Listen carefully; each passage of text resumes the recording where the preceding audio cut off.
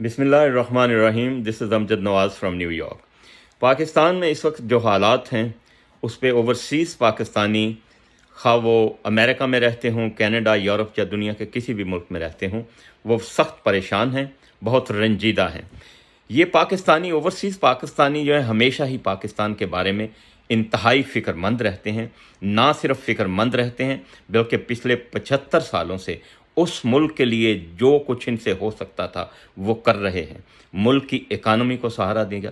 मुल्क अपनी जवानियों में ये निकल के इन मुल्कों में आए, यहाँ पे मजदूरियाँ की, उसके बाद पढ़ाइयाँ की, कारोबार किए, अच्छे नाम पैदा किए, डॉक्टर्स बने, इंजीनियर्स बने और साइंटिस्ट बने, और उस मुल्क का नाम भी रोशन किया और उस मुल्क को सहारा भी दिए रखते हैं। और उस अमल के साथ सिर्फ और सिर्फ पाकिस्तान की बेहतरी के लिए खड़े रहे जो पाकिस्तान के लिए बेहतर था। क्योंकि हम लोग ऐसे मुल्कों में रहते हैं जहाँ रूल ऑफ लॉ है, जहाँ गरीब की इज़्ज़त है, जहाँ पे अफरा तफरी का आलम नहीं है, जहाँ पे जिसकी लाठी उसके भैंस का कानून नहीं है। तो यहाँ से इन चीज़ों को देखते हुए हम हमेशा ही इस चीज़ के ख्वाहिशमंद थे कि आकाश पाकिस्तान में भी ऐसा हो। ये तमाम लोग 95% से ज़्यादा लोग, बल्कि अब मैं कहूँगा कि तमाम के तमाम लोग, इमरान खान ने जब ये पाकिस्तान को ये ख्वाब दिया कि पाकिस्तान भी एक ऐसा मुल्क बनेगा जिसमें रूल ऑफ लॉ होगा, जिसमें गरीब की इज़्ज़त होगी, जिसमें गरीब को भर वक्त खाना मिलेगा और नौकरियां मिलेंगी, और इसके साथ साथ जो कुछ भी महज़्ज़ब सोसाइटी में होता है वो किया जाएगा। रियासत मदीना का एक ख्वाब दिया कि जो नबी करीम सल्लल्लाहु अलैहि वसल्लम ने जिस तरीके से रियासत बनाई उस तरह रियासत बनाई जाएगी। ये ओवरसीज़ पाकिस्तानी इसलिए उनके साथ खड़े हुए, इमरान खान की किसी एक शख्स के साथ नहीं खड़े हुए। इमरान खान ने एक नज़रिया दिया जिस नज़रिए के साथ ये खड़े हैं। आज पाकिस्तान में फिर हुआ ये कि इमरान खान के इस नज़रिए की पजीराई इतनी ज़्यादा हुई पाकिस्तान में कि 12 की 12-13 चोर, डाकू और लटेरों से भरी हुई सियासी जमातें इकट्ठी करके उनको हुकूमत दी गई और इमरान खान को निकाल दिया गया।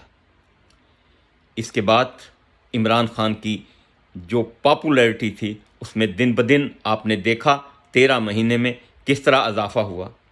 इसलिए कि हक और सच की आवाज़ को जब भी दबाने की कोशिश की जाती है तो वो दबती नहीं है। आप इंसानों को मार सकते हैं, इंसानों को पीट सकते हैं, नज़रिए को नहीं मार सकते, सोच को नहीं मार सकते। एक ताकत होती है जो मोहब्बत की ताकत होती है, जो प्यार देने से पैदा होती है। एक वहशत होती है, एक दहशत होती है जिसकी वजह से वहशत क्रिएट होती है, और वहशत जो है वो नफ़रत को जन्म देती है। आज पाकिस्तान में जो कुछ हो रहा है, जिस तरह माँओं के ऊपर, बहनों के ऊपर, बेटियों के ऊपर, सहाफ़ियों के ऊपर तशद्दुद हो रहा है, उस पे हम ओवरसीज़ पाकिस्तानी सख्त शर्मिंदा हैं, सख्त रंजीदा हैं। इसमें क्या हम रंजीदा ना हों?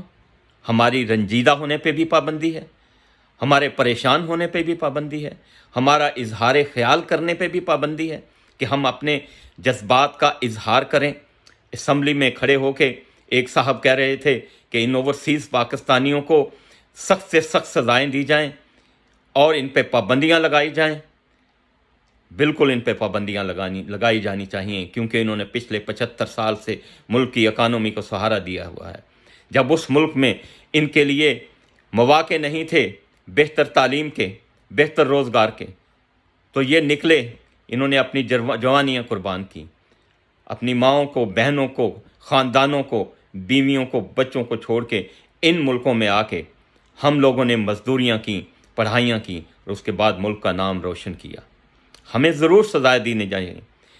आप हमें, आपका बस चले तो आप शायद उससे भी ज़्यादा तशद्दुद करें जो पाकिस्तान में इस वक्त पाकिस्तान के नज़रिए और पाकिस्तान के मफाद की सोच रखने वाले लोगों के साथ हो रहा है। खुदारा ऐसा ना कीजिए, इसमें कोई बेहतरी नहीं है। इमरान खान एक नज़रिया है, इसकी वजह से उसके साथ लोग खड़े हैं। जिस तरह माँओं, बहनों, बेटियों पर तशद्दुद करके उन्हें पार्टियां छोड़ने पर मजबूर किया जा रहा है, जिस तरह दूसरे लोग पार्टियां छोड़ रहे हैं, وہ ان میں ہمت کی کمی ہے یا وفا کی کمی ہے، اس کا ذکر ہم اس لیے نہیں کرتے کہ عمران خان صاحب نے یہ منع کیا ہے کہ ان کی مجبوریوں کو ان کے پاس ساتھ رہنے دو، اور شاید ایک یہ بھی وجہ ہو کہ یہ وہی لوگ ہیں جنہیں عمران خان نے لیڈر بنایا تھا۔ ان کے جانے اور آنے سے عمران خان کو یا عمران خان کے نظریے کو یا عمران خان کے ساتھ جو کروڑوں لوگ ہیں ان کو کوئی فرق نہیں پڑتا۔ فرق صرف اس بات پہ پڑتا ہے کہ اگر اس ملک میں یہی عالم رہا، صحافی مرتے رہے، صحافی قید ہوتے رہے، ماؤں بیٹیوں کی تذلیل ہوتی رہی، ڈالر 200 سے 300 کی حد بھی کراس کر جائے، اور ایک سال کے آدھا گزر گیا ہے، ابھی تک $8 بلین پاکستان میں اس دفعہ گئے ہیں، جبکہ عمران خان کے دور میں $32 بلین تھے۔ تو یہ جو پاکستان کی حالت ہے، اس کے بارے میں سوچنے اور غور کرنے کی ضرورت ہے۔ یہ پاکستان کے افواج پاکستان کے جو شہید ہیں، یہ چند لوگوں کی وراثت نہیں ہے، یہ پوری قوم کی وراثت ہے، یہ ہماری وراثت ہے، یہ ہمارے شہید ہیں، ہمارے دل و جان ان پہ قربان ہیں۔ ان کے باپ، ان کی مائیں بھی سویلین ہی تھے۔ اس لیے جو کچھ کوئی بھی کارروائی ملک کے خلاف ہوتی ہے تو اس کے ہم سخت خلاف ہیں۔ 9 مئی کی جس کارروائی جس کے بارے میں آپ اس کی تفتیش کرنا چاہتے ہیں تو بالکل واضح طریقے پہ کیجئے۔ ہم نے جن لوگوں نے یہ کام کیا ان کے خلاف ہیں، لیکن خدا را اس بات کا بھی جواب دیجئے کہ ان لوگوں کو روکا کیوں نہیں گیا، ان کو کھلا کیوں چھوڑ دیا گیا، اس وقت اس میں کون کون سے لوگ شامل تھے۔ یہ سوالات ہیں جو پوری قوم پوچھتی ہے، یہ سوالات ہیں جو پڑھے لکھے اوورسیز پاکستانیوں کے دلوں میں جنم لیتے ہیں۔ آخر میں عاصم منیر صاحب، جب آپ آرمی چیف بنے تو اس خاکسار نے یہاں سے ایک پیغام ایشو کیا، ایک ویڈیو پیغام، جس میں آپ کو خلوص نیت سے آپ کو ویلکم کیا اور اس امید کا اظہار کیا کہ آپ ایک حافظ قرآن ہیں، آپ ایک ہماری ہی طرح کے مڈل کلاس فیملی سے ہیں، آپ اس ملک کی بہتری کے لیے جو بھی کام کریں گے ہم دل و جان کے ساتھ آپ کے ساتھ ہوں گے۔ اور اس میں یہ بھی کہا کہ اگر کوئی کام قوم کی امنگوں کے خلاف ہوا تو ہم کھل کے تنقید بھی کریں گے اور اپنے جذبات کا اظہار بھی کریں گے۔ اس کی تو ہمیں آزادی ہے نا، یہاں پہ کم از کم رہتے ہوئے تو ان ملکوں میں تو آزادی ہے نا۔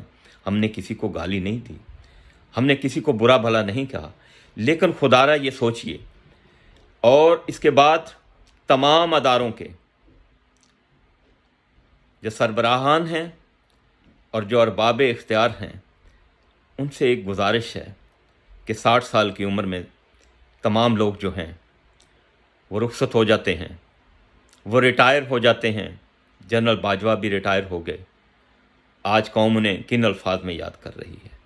بہت سارے ہمارے ایسے چیف جسٹس بھی ریٹائر ہو گئے، جنہوں نے اچھے کام کیے اچھے لفظوں میں یاد کیے جاتے ہیں، جنہوں نے برے کیے برے لفظوں میں یاد کیے جاتے ہیں۔ یہ 2-4 سال کی اور جو معاملات ہیں، اسی عمر میں جب کہ 2-3 سال باقی رہ جاتے ہیں ریٹائرمنٹ میں، اس وقت لوگ اپنی ہائیسٹ پوزیشن پہ ہوتے ہیں۔ ان 2-3 سالوں میں اگر اللہ کریم کی حکم کو سامنے رکھتے ہوئے، نبی کریم صلی اللہ علیہ وسلم کے ارشادات اور احکامات کو سامنے رکھتے ہوئے زندگی گزاری جائے تو یقین جانیے یہ ملک ترقی کی راہوں پہ گامزن نہیں صرف ہوگا، بہت جلد ترقی کی منزلیں بھی طے کر جائے گا، اور یہ لوگ یہاں بھی سرخرو ہوں گے اور اللہ کریم کے حضور بھی سرخرو ہوں گے۔ آنے والی نسلیں انہیں یاد رکھیں گی اور آگے ان کا مقام بلند ہوگا، ورنہ اس کے برعکس ہوگا۔ I don't want to say anything in detail، ورنہ یہاں پہ بھی رسوا وہاں پہ بھی رسوا۔ یہ حقائق ہیں، یہ اگر بیان کرنے میں آپ سمجھتے ہیں کہ کسی کی تذلیل ہے، تو ایسا نہیں ہے۔ ان کے بارے میں سوچئے، یہ ملک پاکستان سب کا ہے۔ اس ملک پاکستان کو سنوارنے کے لیے ہمیں اناؤ کے خول سے باہر نکلنا پڑے گا۔ ہمیں اپنی اپنی ذمہ داریاں جو اللہ کریم نے ہمیں دی ہوئی ہیں، ان کو خلوص نیت سے پورا کرنے کی ضرورت ہے۔ اگر ہم یہ نہیں کریں گے تو یقین جانیے کہ پچھتاوے کے علاوہ، رنج و غم کے علاوہ ہمارے پاس کچھ نہیں بچے گا۔ ونس اگین پاکستان کے ساتھ ہیں ہم اوورسیز پاکستانی، اور عمران خان کے ساتھ ہیں اس لیے کہ اس کا نظریہ جو ہے وہ پاکستان میں اور پاکستان کے باہر رہنے والے لوگ جو ہیں ان کو قبول ہے، ان کو ایکسیپٹڈ ہے، اور وہ اس کو پسند کرتے ہیں۔ پاکستان کے نظریے کو جو بھی ساتھ آگے لے کے بڑھے گا، تمام لوگ اسی کے ساتھ ہوں گے۔ محبتیں حاصل کرنے کا ایک یہی واحد راستہ